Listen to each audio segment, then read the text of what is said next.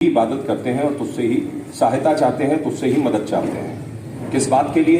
कि हमें सत्य के मार्ग पर डटाए रख, हमें राह मुस्तकीम पर कायम और दायम रख, हमें उनके रस्तों के ऊपर चला जिनके ऊपर तूने अपनी नेमतें नाजिल की, यार हमें उनके रस्तों से बचा कि जिनके ऊपर तूने अपना अजाब नाजिल किया।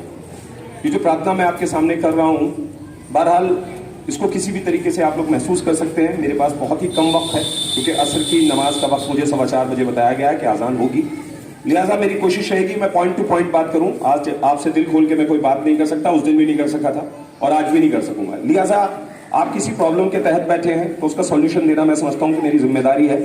और डॉक्टर की जिम्मेदारी यही हुआ करती है कि वो दवाई बता दे, दवाई खरीदना, दवाई खाना, साथ में परहेज करना, ये उस मरीज की जिम्मेदारी हुआ करती है जो डॉक्टर के पास दिखाने आया है। बात तो साफ है ना साहब, इसमें तो कोई दो राय नहीं है। मतलब आप डॉक्टर से मुलाकात करके अपनी बीमारी का इलाज नहीं कर सकते जब तक डॉक्टर की कही हुई बात के ऊपर अमल नहीं करेंगे। तो मैं आपसे 2-4 मुद्दे सिर्फ आपके सामने बयान करना चाहता हूं। हम बहुत देर से बहुत सारी बातें कर रहे हैं और जब इस तरह के कोई भी प्रोग्राम जो एजेंडे के साथ हुआ करते हैं उसको ऑर्गेनाइज करने का तरीकाकार और सलीकेकार हमें थोड़ा बदलना पड़ेगा, उसमें जरा सी बदलाव लेके आए। क्योंकि आप जब किसी अहम कोई युद्ध स्तर पे कोई काम शुरू करना चाहते हैं तो उसकी प्लानिंग कुछ और तरीके से होती है। तो लिहाजा इंशाल्लाह धीरे धीरे आप लोगों की पहली शुरुआत है, आप इसके ऊपर काम कर रहे हैं और ऊपर वाला आप लोगों को हिम्मत दे, हौसला दे, ताकत दे ताकि आप इसमें और बढ़ चढ़ के हिस्सा ले सकें और अपने गांव का नाम रोशन कर सकें। फिलहाल ये जो हम बहुत देर से चिल्ला रहे हैं, इल्म, एजुकेशन, शिक्षा, ये है क्या चीज? पहले इसको समझ लीजिए साहब। और फिर इसके अंदर दो नौयतें हम पैदा कर देते हैं। एक नौयत ये होती है कि साहब ये दीनी है, ये दुनियावी है। तो इस बात को तो मैं उस दिन वाजे कर चुका हूं कि दुनिया के अंदर कोई भी शिक्षा, कोई भी जानकारी ना तो दुनियावी है ना दीनी है। इसको फाटने के लिए सिर्फ आपकी नीयत काम करती है। जैसे भाई शाहनजर ने अभी बहुत खूबसूरत बात कही, आपकी नीयत क्या है यह तय करेगा कि आप जो पढ़ रहे हो, जो लिख रहे हो, जो समझ रहे हो, जो बता रहे हो, जो सिखा रहे हो, वो एजुकेशन है या नहीं है। कौन सी एजुकेशन है, इसको तय करेगी आपकी नीयत।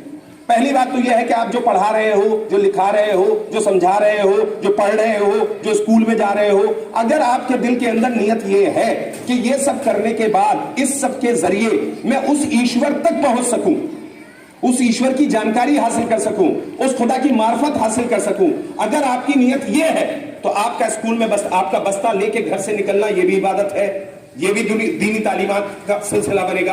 आप साइंस पढ़ के खुदा के रमूज को जान रहे हैं, आप साइंस पढ़ के समझ रहे हैं कि पेड़ों का सिस्टम क्या है, आप साइंस पढ़ के ये समझ रहे हैं कि दिल का सिस्टम क्या है, खून कैसे हमारी रगों के अंदर गर्दिश करता है और इसको कराने वाला कौन है। अगर आप उस कौन तक पहुंच रहे हैं इस एजुकेशन के जरिए तो ये दीनी तालीमात है साहब। अब चाहे आप साइंस पढ़ें, चाहे फिजिक्स पढ़ें, चाहे केमिस्ट्री पढ़ें, चाहे कुरान पढ़ें, चाहे गीता पढ़ें, चाहे रामायण पढ़ें, चाहे महाभारत पढ़ें, कुछ भी पढ़ो साहब, सब दीनी तालीमात होगी। और दीनी तालीमात, अच्छा ये क्यों है कि मुझे उस तक क्यों पहुंचना है? एक सवाल है ना कि मैं दुनिया में रह के उसकी मार्फत क्यों करूं? क्या उसको जरूरत है कि लोग उसे जाने?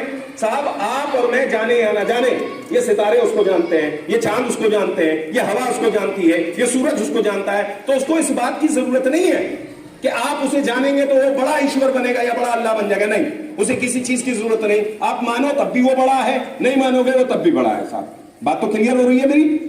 आप मानोगे तब भी बड़ा है, नहीं मानोगे तब भी बड़ा है। तो फिर फायदा क्या है साहब? जो इंसान उसे जान लेगा वो खुद को भी जान लेगा, वो अपने नफ्स की तरफ जाएगा साहब, वो अपनी भी पहचान की तरफ जाएगा। क्योंकि जब उसकी मार्फत की तरफ बढ़ता है तो उसकी मार्फत की तरफ बढ़ा ही नहीं जा सकता, उसको जाना ही नहीं जा सकता जब तक आप खुद को ना जान लो। इसीलिए गीता के अंदर एक बहुत खूबसूरत बात कही गई है, जिसने अपनी आत्मा को जाना उसने अपने परमात्मा को जाना।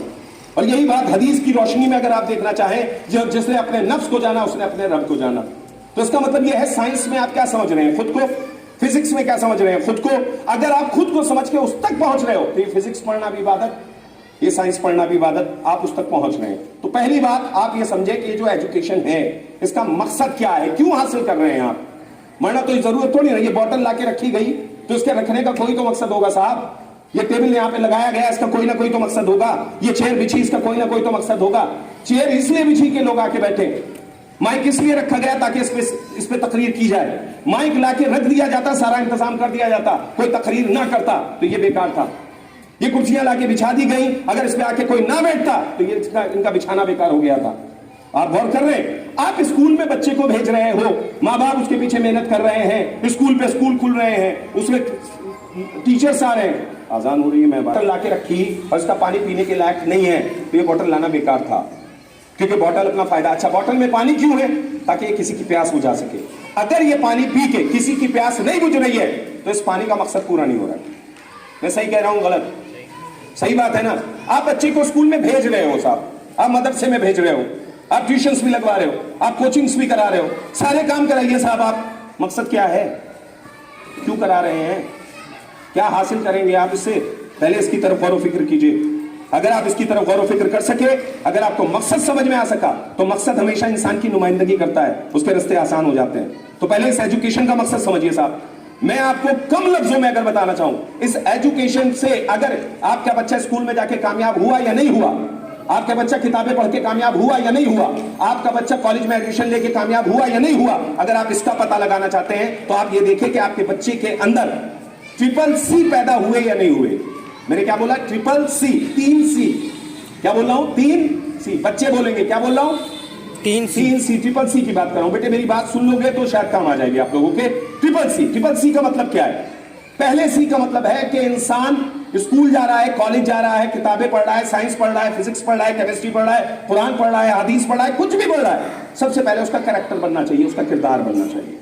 अगर आपका किरदार नहीं बन रहा है ये सब करने के बावजूद, तो समझ लीजिए ये जो शिक्षा का उद्देश्य था, ये टारगेट था, आप इस मकसद को पूरा नहीं कर रहे हैं। पहला क्या है? कैरेक्टर बनना, किरदार बनना, चरित्र बनना। अगर आपका चरित्र निर्माण नहीं हो रहा, आपकी किरदार साजी नहीं हो रही है, आपका कैरेक्टर फॉर्मेशन नहीं हो रहा है, तो समझ लीजिए आपकी एजुकेशन कुछ भी कहीं भी पढ़ने जा रहे हो, आप यहां नहीं हार्वर्ड में पढ़ने जा रहे हो, देवबंद में पढ़ने जा रहे हो, आप सऊदी अरेबिया में पढ़ने जा रहे हो, आप डीयू में पढ़ रहे हो, किसी भी यूनिवर्सिटी में पढ़े, बेकार है साहब। तो पहला मकसद यह है कि हमारे बच्चे जहां जा रहे हैं, सारे टीचर्स को, बारहानिया स्कूल का स्टाफ भी बैठा होगा, हमारे स्कूल से रिलेटेड बहुत सारे टीचर्स भी बैठे हुए हैं, मैं उनसे गुजारिश करूंगा कि इस बात पे फोकस करें कि जहां उसे 2/2 सिखाया जाता है, 2-2-4 सिखाया जाता है, उसे ये भी बताया जाए बेटे कैरेक्टर कैसे बनता है। क्योंकि अगर कैरेक्टर बर्बाद हो गया और बाई चांस ये डॉक्टर बन गया तो अब ये तबाही मचाएगा। अगर कैरेक्टर खराब हो गया, ये इंजीनियर बन गया, ये तबाही मचाएगा साहब। क्योंकि एजुकेशन जो है ना, एजुकेशन जिसे आप शिक्षा कह रहे हो, ये एक ताकत है। अगर कैरेक्टर लेस आदमी के पास जाएगी तो वो याद रखिएगा, वो दुनिया में तबाही मचाएगा। और अगर ये एजुकेशन एक ताकत है, अगर अच्छे इंसान के पास जाएगी, जिसके पास कैरेक्टर पाया जाएगा, तो फिर जाहिर सी बात है वो इस दुनिया के अंदर एक अजीब शख्सियत बनकर नुमाया होंगे, उससे पूरी इंसानियत को फायदा पहुंचेगा। तो पहला काम क्या है? कैरेक्टर बने। दूसरे सी का मतलब क्या होता है? दूसरे सी का मतलब ये होता है कि इंसान के अंदर कॉन्फिडेंस पैदा हो, यकीन पैदा हो, एतमाद पैदा हो। किसके ऊपर? दूसरों के ऊपर नहीं, पहले खुद पे पैदा हो। अगर आपके अंदर खुद एतमादी नहीं पैदा हो रही है तो समझ लीजिए आप साइंस कितना अच्छा जानते हो, मैथ्स कितना अच्छा जानते हो, हिस्ट्री कितनी अच्छी जानते हो, इससे कोई बेनिफिट नहीं होगा आपको। आपको सबसे पहले जरूरी है कि आपको यह पता हो कि आप है क्या, क्योंकि कॉन्फिडेंस तो तभी पैदा होता है ना जब इंसान खुद को जानता है। भाई आप गाड़ी के बारे में जानते हैं तो गाड़ी चलाने में कॉन्फिडेंट होंगे, आप ट्रैक्टर के बारे में जानते हैं तो ट्रैक्टर चलाने में कॉन्फिडेंट होंगे। आप अगर खुद को चलाना जानते हो तो खुद को जानने के लिए, खुद को अगर चलाना जानते हैं तो आप अपने बारे में कॉन्फिडेंट होंगे। तो दूसरा क्या है कि इंसान के अंदर हौसला पैदा हो। अगर जो एजुकेशन हौसला नहीं पैदा कर पा रही, जो डिग्री हौसला पैदा नहीं कर पा रही और किरदार नहीं पैदा कर पा रही, वो रद्दी में जलाने के लायक है, चाहे आप कहीं से पढ़े हुए हो साहब। तीसरा जो मोस्ट इंपॉर्टेंट है, इसे समझने की कोशिश करेंगे साहब। अच्छा, फिर आप इसकी वजाहत, अगर इसकी वजाहत करूंगा तो मुझे कम से कम 1.5-2 घंटे चाहिए साहब इन दोनों कैरेक्टर, लेकिन मैं जल्दी जल्दी अपनी बात समझाने की कोशिश करूं। तीसरा है क्रिएटिविटी। क्रिएटिविटी का मतलब क्या है? रचनात्मकता। रचनात्मकता का मतलब क्या है? क्रिएटिविटी का मतलब क्या है? क्रिएटिविटी का मतलब यह है कि जो इल्म मेरे पास है, देखिए इस दुनिया के अंदर यहां जितने भी लोग बैठे हैं सबके पास कोई ना कोई परेशानी होगी है।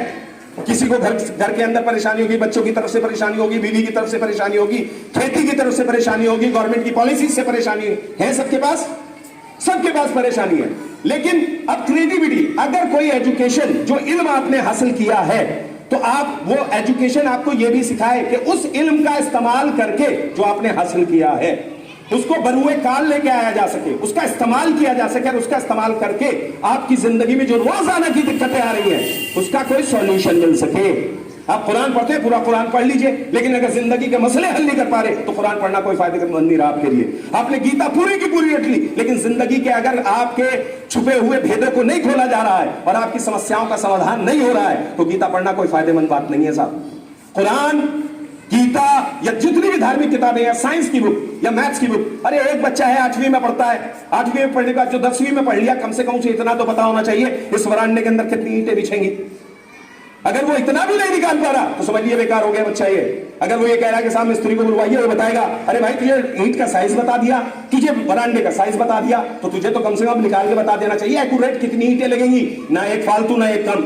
ये भी बेचारा पढ़ा लिखा है, एमएससी बीएससी करा हुआ, कहता है भाई मिस्त्री को बुला लो, 200-400 फालतू या 200-400 कम। अरे भाई 200-400 फालतू और 200-400 कम से क्या मतलब, तूने पढ़ाई नहीं की। इसका मतलब यह है कि हम लोगों ने स्कूल के अंदर जो बच्चों को भेज रहे हैं इस मेंटालिटी को बदलिए। ग्रेड के पीछे मत भागिए, भाई मेरा बच्चा फर्स्ट आया, मेरा बच्चा सेकंड आया, मेरा बच्चा थर्ड आया, नहीं। आप अपने आप टेस्ट लेना सीखें। आइए मैं बताता हूं आपको, लास्ट में एक टेस्ट बताऊंगा। पहले तो एजुकेशन के 3 मकसद क्या हो गए कि जो आपने इल्म हासिल किया है आप उसका इस्तेमाल करके अपनी जिंदगी में आने वाली प्रॉब्लम का सामना कर सके, कोई हल निकाल सके। मैंने साइकोलॉजी पढ़ी, मैं घर में गुस्से को कंट्रोल नहीं कर पा रहा, ना घर के गुस्से को कंट्रोल। नफ्सियात पढ़ ली साहब, है ना, मैंने दीन पढ़ लिया साहब। अखलाक मेरा ऐसा है कि लोग जूते मारे, क्या फायदा उस दीन के पढ़ने से? जो आपके अखलाक को ना बदल सके, जो आपके किरदार को ना बदल सके, वो इल्म नहीं होता साहब। इल्म वो है, फिर मैं गालिब का शेर यहां पे कहना चाहूंगा कि हर एक बात पे कहते हो तुम कि तू क्या है, तुम ही बताओ ये अंदाज़े गुफ्तगू क्या है। हर एक बात पे कहते हो तुम कि तू क्या है, तुम ही बताओ ये अंदाज़े गुफ्तगू क्या है। रगों में दौड़ते फिरने के हम नहीं कायल, जो आंख ही से न टपके वो फिर लहू क्या है। लहू वो है, इल्म वो है जो आपके आंगन से झलकेगा। एजुकेशन वो चीज है जो आपके बैठने से उठने से, अगर आपको कहीं जाके ये बताना पड़ रहा है साहब मैं एमएड हूं, मैं बीएड हूं, मैंने एमएससी किया हुआ है, तो आप पढ़े लिखे नहीं हो, क्योंकि आपके उठने बैठने से सामने वाले को खुद पता लग जाना चाहिए था साहब पढ़ा लिखा आदमी है। ये बदलाव आपके अंदर आना चाहिए। तो 4 पंक्तियां कह के मैं अपनी बात खत्म करना चाहता हूं कि नफरत बुरी है ना पालो इसे, ये नफरत बुरी है ना पालो इसे, दिलों में खलिश है निकालो इसे। ये नफरत बुरी है न पालो इसे, दिलों में खलिश है निकालो इसे। न तेरा न मेरा न इसका न उसका, ये सबका वतन है बचा लो इसे, ये सबका वतन है बचा लो इसे। Thank you.